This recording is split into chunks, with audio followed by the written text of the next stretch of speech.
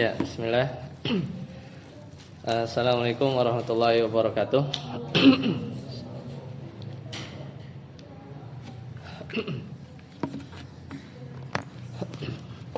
Alhamdulillah. Alhamdulillahilladzi bi ni'matihi tatimmus shalihat. Alhamdulillah, kita lanjutkan kajian kita dari kitab Liyadabbaru Ayati. Insyaallah kita masuk di pertemuan kedua tanggal 26 Juni ya.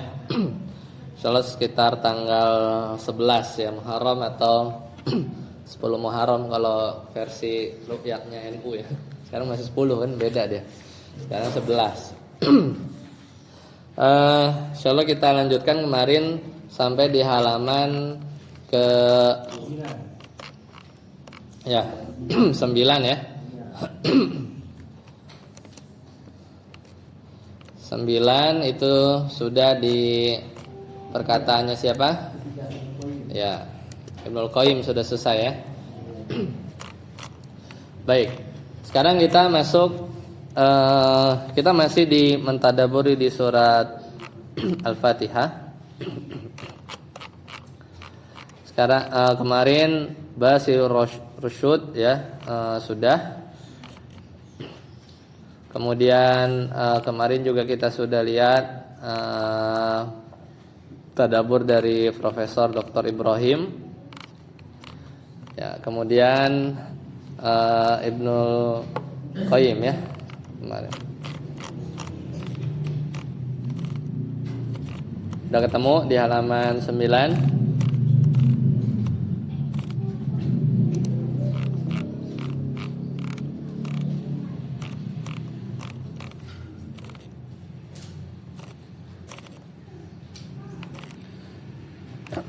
Nah, sekarang kita lihat di perkataan yang Dr. Khalid Khoslan ya.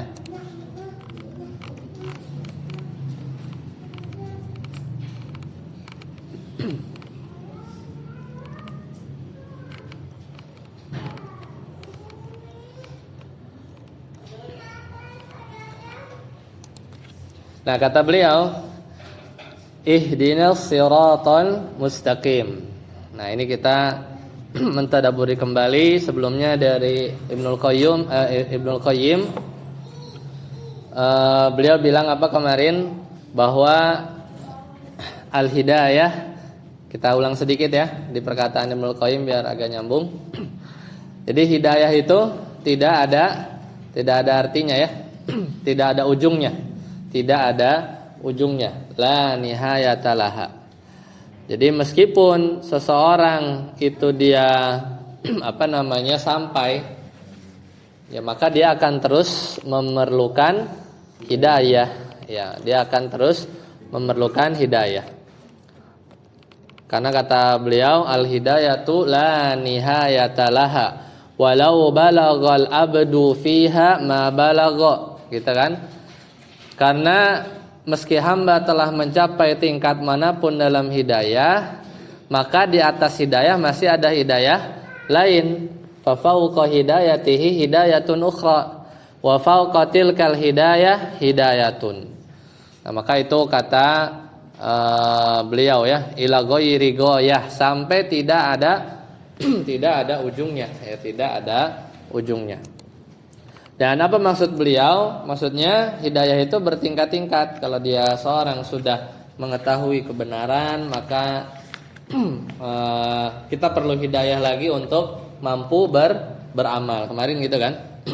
Kalau kita sudah mampu beramal di atas kebenaran, maka kita perlu hidayah lagi untuk istiqomah tetap di atas kebenaran. Kita udah istiqomah tetap di atas kebenaran, maka kita perlu hidayah lagi untuk mencerna detail-detail syariat. Makanya kita minta 17 kali dalam surat Al-Fatihah gitu kurang lebih. Jadi ketika kita baca ya ihdinas siratal mustaqim, maka kita kayak naik tangga gitu kan, kita minta hidayah. Ya, memang kayak enggak ada ujungnya. Al-hidayatu la nihayatalaha. Bahkan seorang ulama besar pun kayak Ibnul Qayyim ya, dalam kitabnya Al-Fawaid ini kan, Beliau mentadaburi ayat ini, ya ini menunjukkan bahwa beliau rendah hati ya. Ya, dan seorang ulama pun butuh untuk apa? Ya, hidayah supaya dia tetap istiqomah, wafat dalam keadaan husnul khotimah, enggak pernah merasa cukup ya dengan ilmu dan iman yang ada pada diri kita. Jadi kita terus meminta, enggak bosan-bosan. Kalau dia umurnya 60 tahun ya berarti dia minta hidayah seenggaknya anggaplah 40 tahun kan, 40 dikali 365 kali 17. Jadi segitulah dia minta beberapa kali hidayah, gitu ya. Jadi kita mentadaburinya dari sisi itu. Ya dibantu ya enggak kepikiran, kadang tadabur itu kita kepikiran pas baca tadabur atau tadabur orang lain. Kita ihdinas siratal mustaqim kadang kita ya baca tafsir ya, tunjukilah jalan yang lurus. Nih kalau antum buka tafsir nih biasanya al-mustaqim maknanya ad-din, maknanya Islam gitu ya. Itu kan tekstual banget tuh, maksudnya ya memang begitu tafsirannya. Tapi kalau tadabbur itu kadang lebih apa ya? Lebih bahasanya lebih menyentuh aja gitu ya. Maksudnya lebih mengena gitu kadang ya untuk sebagian orang kalau memang kena di hati dia ya topik tersebut. Oke, kita baru masuk pertemuan hari ini yang nomor 4. Kita masih di surat Al-Fatihah, masih di ayat ke-6. Allah Ta'ala berfirman sama ihdinas siratal mustaqim. Kata siapa ini? Ini kutipan. Kadang kutipannya tuh diambil dari Twitter ya, kadang dari Instagram gitu ya. Ini kan baru-baru nih ya. Kadang memang dari bukunya beliau, kadang dari potongan ceramah gitu ya. Nah, kata beliau, Doktor siapa? Khalid bin Mansur Al-Khoshalan ya, Al-Khoshalan. Beliau ini akademisi ya. Beliau ahli fikih, ulama kontemporer. Beliau itu dosen di Universitas Imam Muhammad bin Saud. Nah, beliau terkenalnya memiliki apa? Penjelasan yang lugas ya dan aplikatif ya. Maka kata beliau mana ada? Nah, Al-Fatihah awwalu du'ain warada fil Quran. Jadi kata beliau, ini itu doa pertama yang disebutin dalam Al-Qur'an. Coba. Alhamdulillahirabbil alamin, pujian. Ar-Rahmanirrahim, pujian. Maliki yaumiddin, pujian. Iyyaka na'budu wa ya kan? Alhamdulillahirabbil alamin, Ar-Rahmanirrahim, Maliki yaumiddin, iyyaka na'budu wa iyyaka nasta'in. Hanya kepadamu. Itu kan persaksian, ya kan? Iyyaka na'budu wa iyyaka nasta'in. Ihdina. Ihdi di sini fi'il amr, tapi kita bilangnya apa? Fi'lud du'a. Karena kan doa kan biasanya pakai fi'il amr kan? Allahumma anzilna misalnya gitu kan. Nah, kata beliau, benar ya, di Al-Fatihah itu ini tuh adalah doa pertama yang disebutkan dalam Al-Qur'an. Karena Al-Qur'an mulainya dari Al-Fatihah. Ketemu doa pertama kali yang diminta apa? Hidayah. Iya enggak? Berarti emang kita memang butuh hidayah. Orang di Al-Qur'an aja yang pertama yang diminta nih dari muji, kita bersaksi, kita ya ihdina apa iyyaka na'budu wa iyyaka nasta'in langsung. Dan ini kan adab berdoa ya. Adab berdoa juga urutannya gitu kan. Kita muji dulu, bersolawat ya kurang lebih begitu kan. Kemudian kita istilahnya bertauhid gitu kan. Barulah udah dibuka. Itu kan salah satu cara buka pintu doa. Ihdina. Ternyata bukan minta apa-apa ya. Adalah awwalu du'ain warada fil Qur'an. Kemudian kata beliau ya, fama talibuka la tusawi syai'an inda hadzal matlab. Apa itu?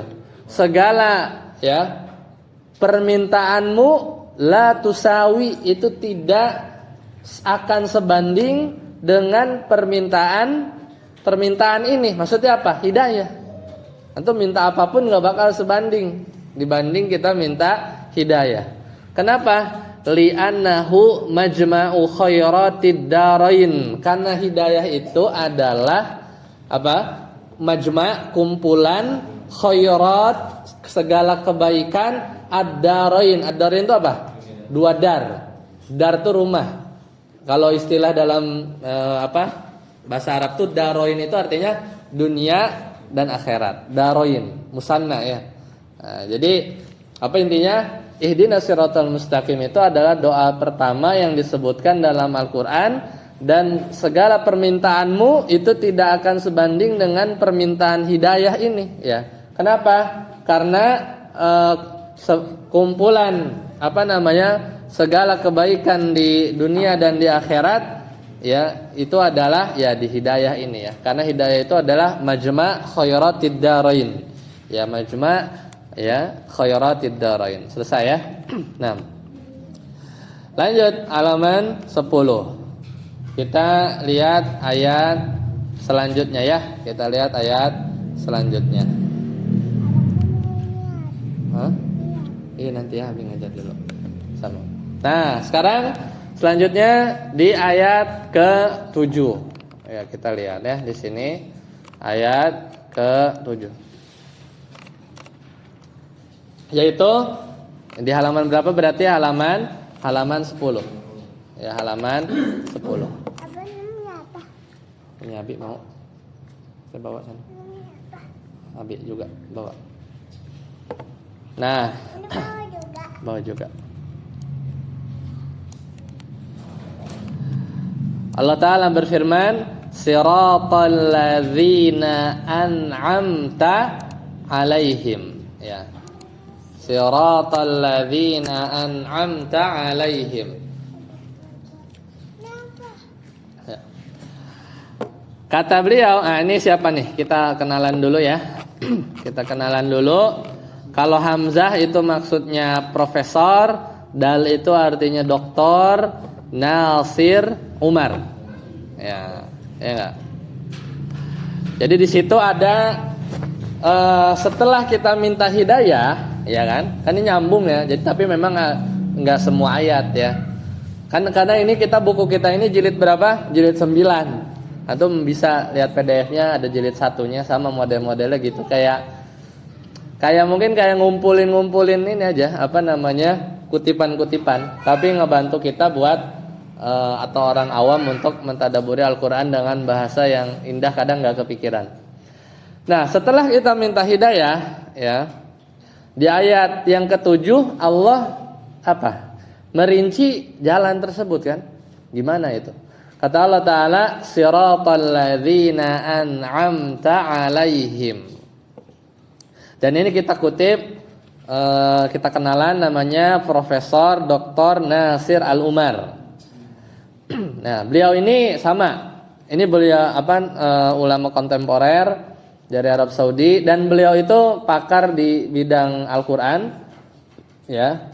Dan beliau itu sama. Dia dikenal di lembaga tadabbur ya.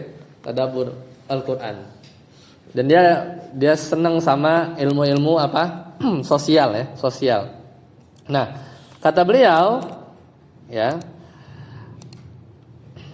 maniltazama as-siratal mustaqima falyathbut wa la yastauhish, ya kan? Barang siapa iltazama yang teguh di atas jalan yang lurus ya, falyuthbit maka falyathbut wala yastauhish, maka tetaplah dia istiqomah dan janganlah mereka merasa kesepian atau asing. Walau bada lahu ya annahu wahdahu fi zahiril hal, meskipun secara lahiriah dia kayak orang sendirian aja ya.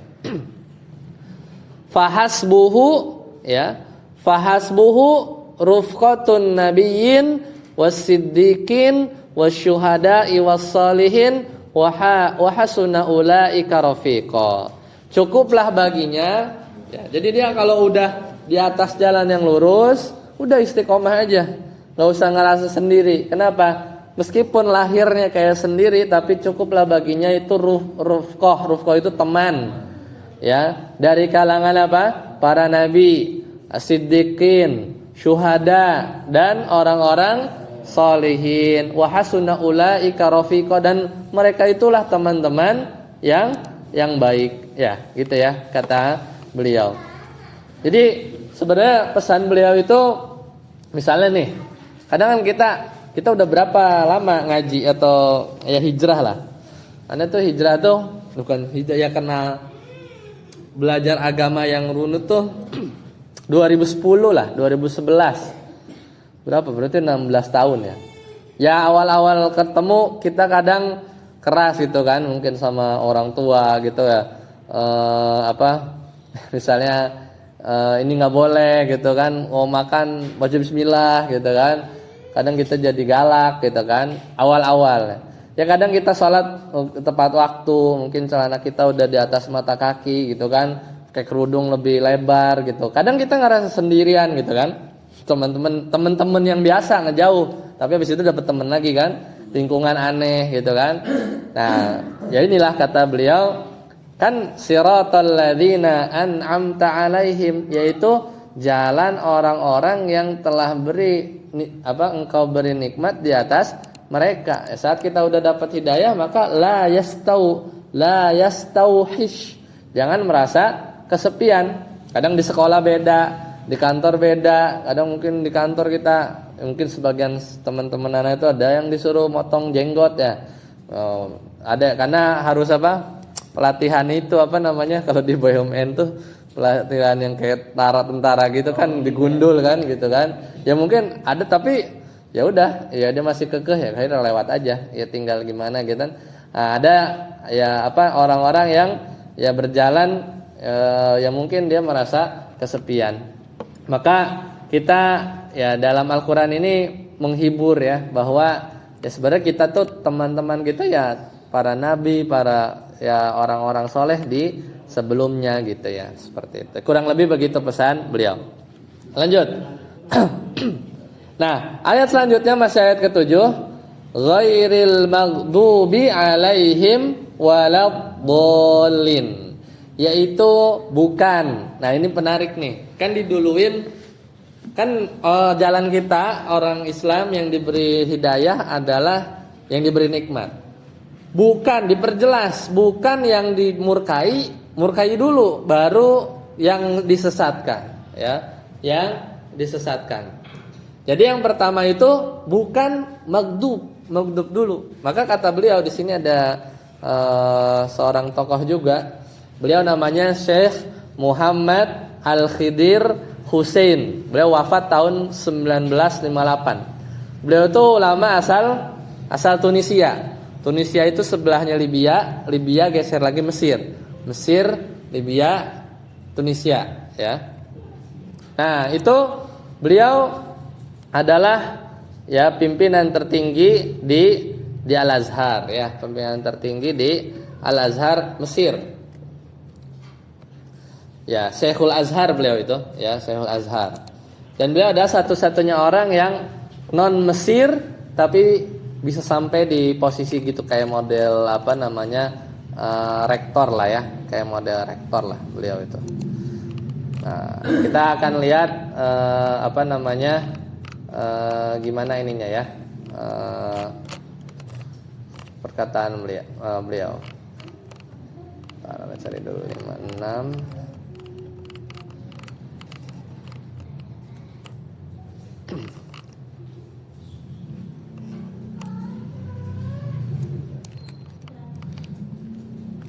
Kita perkataan beliau.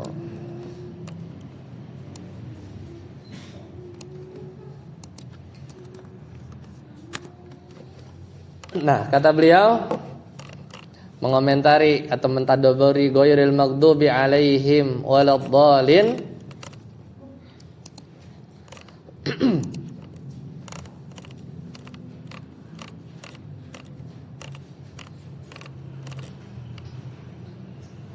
Ya, qaddamal maghdub, ya. Qaddamal maghdubu alaihim, ya. Qaddamal maghdubu alaihim Al-dhalin, jadi didahulukan penyebutan yang dimurkai daripada penyebutan yang disesatkan. Kan itu berarti Yahudi. Dhalin itu apa? Orang-orang Nasrani kan? Diduluin kan menyebutinya, li'anna ma'nal maghdubi alaihim kaddidi li ma'nal mun'am. Nah, jadi perkataan atau makna maghdub yang dimurkai itu seperti didi itu antonim, lawan kata. Jadi kan lawan kata dari makna al-mun'im, yaitu orang yang diberi nikmat. Kan kita itu kan siratal ladzina an'amta 'alaihim, diberi nikmat. Makanya ghairil maghdub, jadi langsung dikasih lawan katanya. Diddun itu adalah antonim. Ya, jadi diduluin ya. Didahulukan penyebutan maghdub itu karena makna maghdub itu adalah lawan kata dari orang yang diberi nikmat ya. Fakana, maka kata beliau, fakana jadiran bi an yudha'a fi muqabalatihi qabla dhalin. Maka sangat tepat, jadiran itu tepat. Maka sangat tepat kalau diletakkan berseberangan dengan sebelum ya, berseberangan dengan orang yang diberi nikmat, langsung disampaikan kebalikannya sebelum menyebutkan orang-orang yang sesat. Ya, jadi di situ jeli beliau melihat susunan katanya.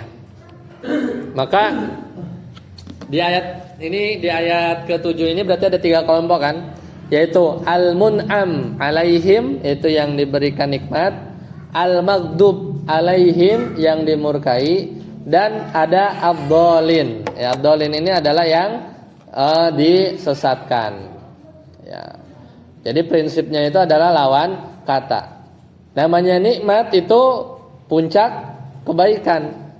Ya kan? Sedangkan kebalikannya murka, maghdub itu lawannya, ya lawannya. Jadi Allah meletakkan kelompok yang dimurkai itu setelah kelompok yang diberi nikmat supaya kelihatan gitu, jelas bedanya. Kalau kita buka tafsir, kita tahu bahwa al-maghdub itu adalah orang yang punya ilmu bila amal, itu orang Yahudi. Sedangkan ad-dhalin itu orang yang beramal tanpa ilmu, ini adalah kaum Nasrani ya. Jadi seperti itu ya.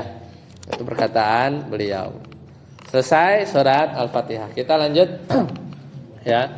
Surat Al-Baqarah ayat berapa? Oh, langsung ayat 30 ya. Langsung ayat ke-30.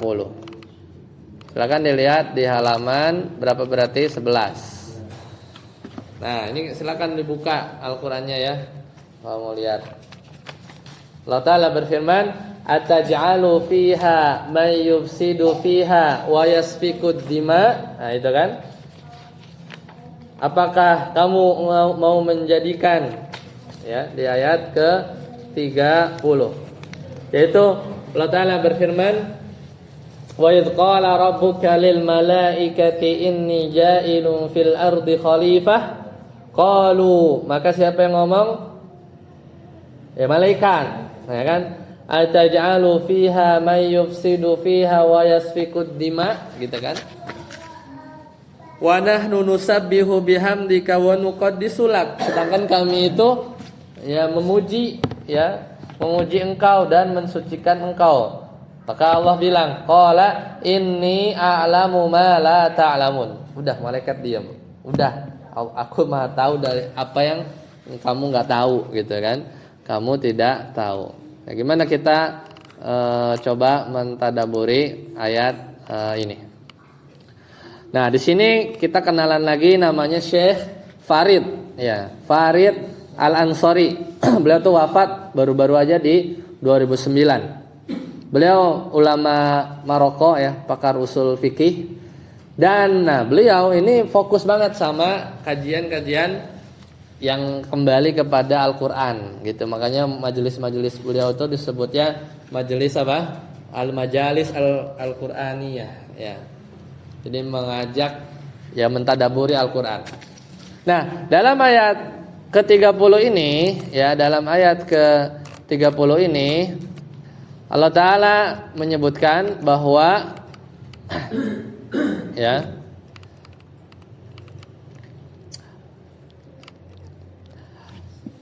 kan gini, ataj'alu, mengapa engkau gitu kan menjadikan khalifah di bumi itu orang may yufsidu fiha, menjadikan khalifah tapi orang yang membuat kerusakan padanya, wayasfikud dima, dan menumpahkan darah. Ini kayak malaikat tuh kayak pernah ada apa namanya, kayak kan apa namanya, ciptain Adam ya kan, kayak ada pengalaman sebelumnya kan, ya enggak? Kok kayak malaikat kok tahu ada yang ngerusak mirip manusia, berarti kayak ada yang mirip kan? Nah itu kalau dibahas di tafsir tuh agak detail juga tuh, apa ada makhluk lain mirip manusia sebelumnya tinggal di bumi, nggak tahu siapa gitu kan. Soalnya pas mau ciptain apa, jadikan Adam khalifah itu kok langsung bilang mayyufsidu fiha, berarti kayak ada makhluk lain ya yang pernah Allah ciptakan wallahu alam yang merusak, memang menumpahkan darah ya. Maka kata beliau, kata Syekh Farid ya, ma'anna safkad dima nau'un minal fasadi fil ard ya. Ya, meskipun menumpahkan darah adalah bagian dari kerusakan, benar gak? Kan membuat kerusakan di bumi, wayasfikud dima, dan menumpahkan darah. Pertanyaannya, menumpahkan darah itu kerusakan di muka bumi gak? Iya, makanya kata beliau ma'annas ya, ma'anna safka dima'i nau'un minal fasadi fil ard ya, illa annahu afradahu bidzikri takhsisan lifadahati jurmihi wa syana'ati dzambihi. Meskipun menumpahkan darah itu kita tahu itu adalah kerusakan juga di muka bumi, tapi kok disebutin kayak apa namanya, jagalah ya salat ya, wassalatil wusta, dan salat wusta, padahal salat asar itu juga dari salat 5 waktu, tapi kok disebutin khusus. Ini menunjukkan bahwa Allah menyebutkan secara khusus karena betapa parahnya kejahatan tersebut dan kejinya dosa tersebut. Ya, jadi dikhususkan. Ya, kita tahu bahwa membunuh itu adalah dosa besar. Ya, ini namanya kalau di ilmu balaghah namanya dzikrul khas ba'dal 'am. Menyebutkan yang khusus setelah yang umum. Ya. Jadi kayak ngasih penekanan, fungsinya itu dalam balaghah itu adalah taukid. Atau bisa juga menunjukkan bahwa puncak dari merusak bumi ini adalah menumpahkan darah manusia. Dan ini menunjukkan bahwa nyawa manusia itu adalah mahal, dan itu puncaknya dari kerusakan di muka bumi. Ya emang orang-orang itu perang ngapain? Ribut nuklir apa ya kan? Pengayaan nuklir itu mau ngapain? Iya, numpahin darah. Ya kan? Semua sampai apa? Bikin apa? Pas 7 hari enggak ada listrik gitu kan?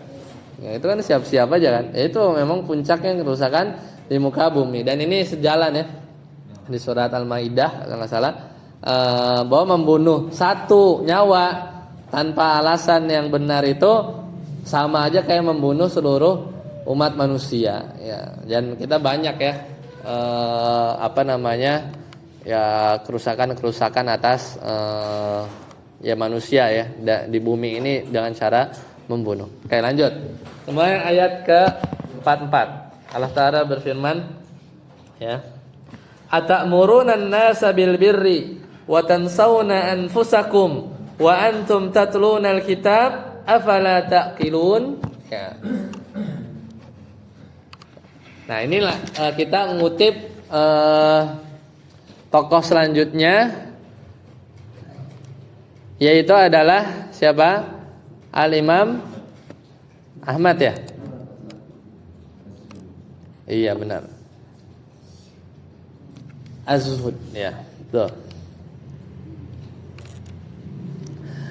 Nah, kata apa ayat ini di ayat 44 Allah Ta'ala berfirman, ya berkata Ibnu Mas'ud, ya berarti tafsir ya, atamuruna, mengapa kamu menyuruh orang lain atau manusia bil birri, untuk mengerjakan kebaikan, wa tansawna anfusakum. Wa-nya berarti waw apa? Waw hal. Jadi kamu nyuruh manusia dalam keadaan kamu juga lupain diri kamu sendiri. Wawunya waw hal. Wawunya itu waw hal. Atamuruna nasa, mengapa kamu nyuruh orang lain buat baik sedangkan kamu melupakan dirimu sendiri? Wa antum tatlunal kitab, dan juga kamu baca Al-Qur'an. Qala Ibnu Mas'ud, ya. Qala Abdullah ibn Mas'ud, ya. Kata Abdullah ibnu Mas'ud, innan nasa qad ahsanul qaul. Ya, manusia itu sudah pinter ngomong. Manusia itu sudah, ya, pintar bicara baik. Innan nasa qad ahsanul qaul. Ya. Jadi kata Abdullah ibn Mas'ud bahwa manusia itu udah sering, ya, memperbaiki perkataan mereka. Ya. Faman wafaqa qawluhu fi'lahu, ya, fadzakal ladzi asabat hazzahu. Ya. Waman khalafa qawluhu fi'lahu fadzaka innama yuwabbihu nafsahu. Gitu kata Ibnu Mas'ud. Manusia ini udah pinter, ya, bikin perkataan atau bicara yang baik. Maka kata Ibnu Mas'ud, maka siapa yang ucapannya sesuai dengan perbuatannya, maka dia beruntung. Tapi sebaliknya, waman khalafa, siapa yang ucapannya beda dengan perbuatannya, maka apa? Fadzaka innama yuwabbihu nafsahu. Maka sebenarnya dia sedang menghina dirinya sendiri. Iyalah dia nyuruh apa? Dia ngelakuin yang lain, gitu kan? Ngelakuin hal yang lain. Seperti itu. Maka di sini ada Abdullah ibn Mas'ud, ya. Ini sahabat Nabi yang terkenal, ya. Sahabat Nabi yang terkenal dalam Al-Qur'an, dan beliau itu adalah, ya, kalau kita kenal Ibnu Mas'ud itu adalah guru pertamanya apa? Madrasah di tafsir di Kufah. Ya. Tafsir di Kufah. Nah, itu beliau, dan ini dikutip dalam Az-Zuhad li Imam Ahmad. Nah, jadi Ibnu Mas'ud tuh kayak mengkritik sebenarnya orang yang hanya pintar ngomong, ya, tapi amalnya beda. Itu sebenarnya dia mempermalukan dirinya sendiri, gitu kan? Mempermalukan dirinya sendiri. Coba lihat di nomor 3. Ini kan sama juga tuh ayatnya. Langsung poin ketiga kan? Ayatnya sama yang ditadaburi. Atamuruna an-nasa bil birri wa tansawna anfusakum, sama juga surat Al-Baqarah. Dan ini ngutip perkataan Dr. Muhammad Abdullah Daras, ya. Beliau ini sama Syekhul Azhar. Dia punya buku yang terkenal namanya An-Naba'ul Azim. An-Naba'il Azim, ini buku nama kayak surat An-Naba, ya.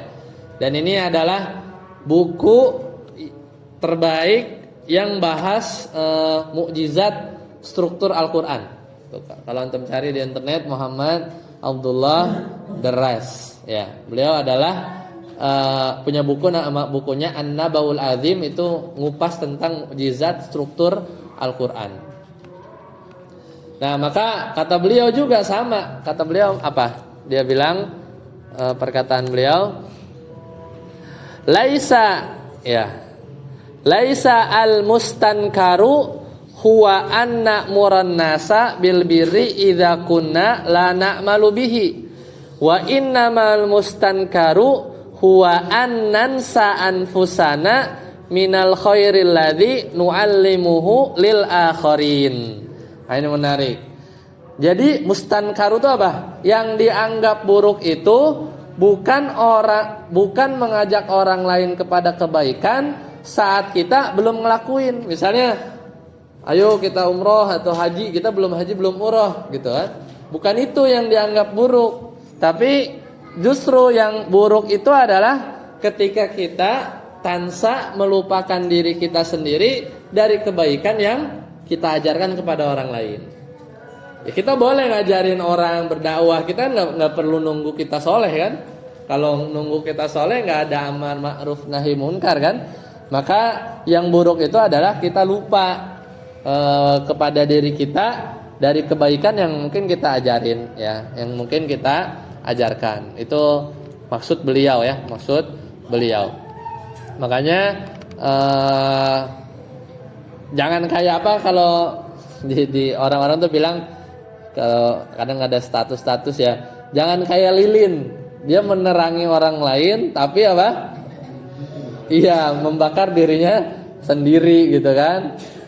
Ya, kayak gitulah. Jadi ya ini buat dai, buat mungkin guru, orang tua juga mungkin ya. Kita tuh harusnya jadi orang yang pertama yang melakukan kebaikannya ya, yang kita ajarkan. Ini mirip kayak di surat As-Saffat ya. Sama. Wa antaqulu ma la ta'lamun. Ya, jangan kamu mengatakan apa yang kamu enggak kerjakan. Kabura maqtan indallah ya, antaqulu ya. Jadi amat besar kebencian Allah bahwa kamu mengatakan apa yang kamu enggak kerjain. Surat As-Saff tuh ya, surat As-Saff. Nah, oke, satu lagi ya, kita lihat. Ini ayat berapa nih? Jauh juga nih, 74. Ayat 74. Allah Ta'ala berfirman ya, ayat 74. Tsumma qasat qulubukum min ba'di dzalika fahiya kal hijarati aw ashaddu qaswah. Nah, ini menarik ya. Allah Ta'ala berfirman ya, Summa qasat qulubukum min ba'di dzalik. Kemudian setelah itu hatimu menjadi keras, kal hijarah, seperti batu, bahkan lebih keras lagi ya. Au asyaddu qaswa, ila akhir ayat. Kata Al-Imam Al-Qatadah, adzarallahu al-hijarah wa lam ya'dzuru saqiyun bani Adam. Ya. Allah masih ngasih uzur bagi batu. Kenapa? Karena tapi Allah tidak memberi uzur bagi manusia yang hatinya tuh kayak batu. Kenapa? Karena batu aja tuh bisa pecah kan? Ya, jadi summa qasat qulubukum min ba'di dzalik fahiya kal hijarah. Orang kalau udah keras hatinya tuh kayak batu. Tapi Allah kasih uzur sama batu. Jangan-jangan au asyaddu qaswa, lebih keras lagi dari batu nih kalau hati-hati manusia yang bebel gitu kan. Jangan-jangan lebih keras lagi. Berarti kan Allah ngasih uzur kan sama batu. Kenapa? Di kisah yang lain batu tuh hancur, takut sama Allah. Masa manusia tuh nggak ada apa namanya, istilahnya nggak sadar gitu kan. Jadi sampai sebegitunya. Kata siapa? Al-Imam Al-Qatadah. Al-Qatadah juga sama tabi'in, yang beliau itu beliau wafat di 118 Hijriah, tabi'in, dan beliau Qatadah itu adalah murid terbaik Anas bin Malik, yang didoain anaknya banyak, hartanya banyak. Dan Al-Imam Qatadah itu lahir buta, tapi ingatannya tuh luar biasa. Makanya kalau buku tafsir Ibnu Katsir pasti ada Qatadah, karena itu tafsir riwayat tuh banyak dari beliau. Dan ini sangat mengerikan ya, Allah membandingkan hati manusia dengan batu. Kal hijarah kan pakai K kan, harfu tasbih. Ya. Tapi batu aja terbelah karena takut sama Allah. Ya enggak? Atau dari batu itu malah ngeluarin air gitu kan, banyak gitu kan. Nah, maka kata Imam Qatadah, ini tadabbur beliau nih. Batu aja masih dikasih uzur ya. Batu aja yang benda mati masih punya perasaan nih batu gitu ya. Patuh sama penciptanya. Tapi manusia yang dikasih akal, yang dikasih panca indera, hatinya kok nggak tergerak-gerak gitu kan. Ini orang munafik kalau nggak salah sih, kalau lihat tafsirnya ya. Kalau dengar ayat Allah kok nggak sadar-sadar gitu kan. Seperti itu.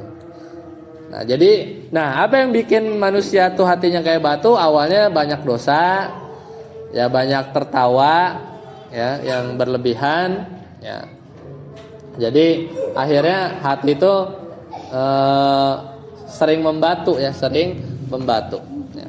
Nah, gimana supaya kita ya kita tanyakan ke diri kita, apakah hati kita ini masih bisa tersentuh dengan ayat Al-Quran atau tidak? Ya maka kita harus perbanyak bertobat, ya seperti itu. Baik.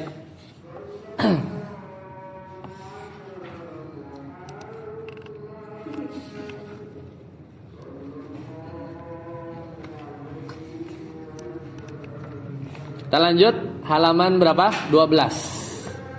Halaman 12.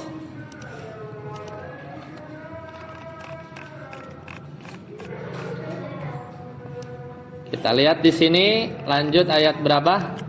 81 ya, enggak terlalu jauh.